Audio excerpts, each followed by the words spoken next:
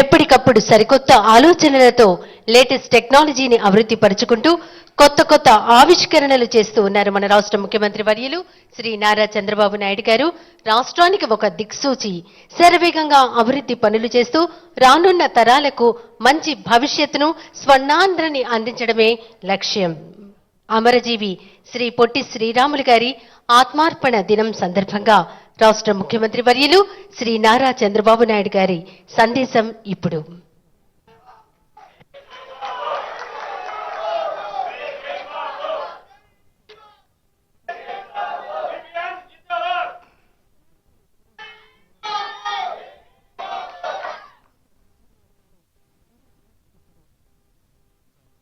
గౌరవనీయులు, మిత్రులు,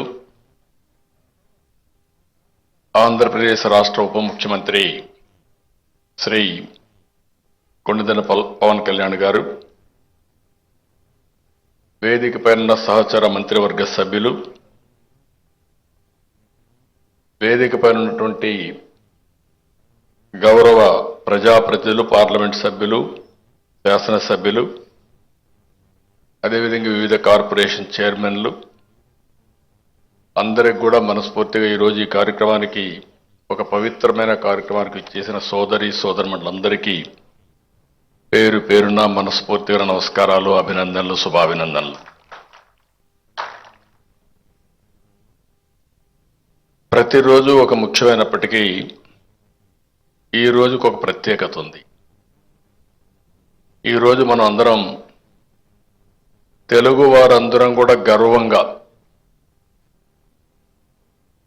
తెలుగు రాష్ట్రంలో మేము ఉన్నామని చెప్పుకునే రోజు వచ్చిందంటే అది ఒక వ్యక్తి వల్ల. ఆ వ్యక్తి పొట్టి శ్రీరాములు గారని చెప్పి కూడా మీకు తెలియజేస్తున్నా. మనం అందరం 24 గంటలు ఆలోచిస్తూ ఉంటాం, మన కోసం ఆలోచిస్తాం. ఇంకొద్ది ఎక్కువైతే మన కుటుంబం కోసం ఆలోచిస్తాం. కొంతమంది గ్రామం కోసం ఆలోచిస్తారు. కానీ కొద్ది మంది, ఏ ఒక్కరో జాతి కోసం ఆలోచిస్తారు. తెలుగు జాతి కోసం ఆలోచించి దాన్ని సాధించి పెట్టిన ఏకైక వ్యక్తి పొట్టి శ్రీరాములు గారని చెప్పి కూడా మీకు తెలియజేస్తున్నా.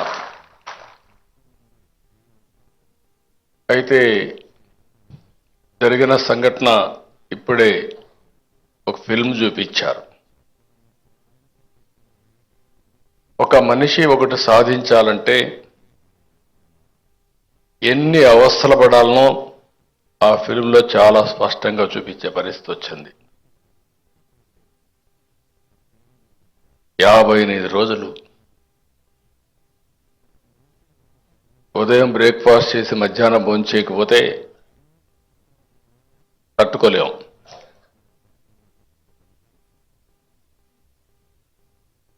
ఈ మధ్య సత్యాగ్రహాలన్నీ చూశాం.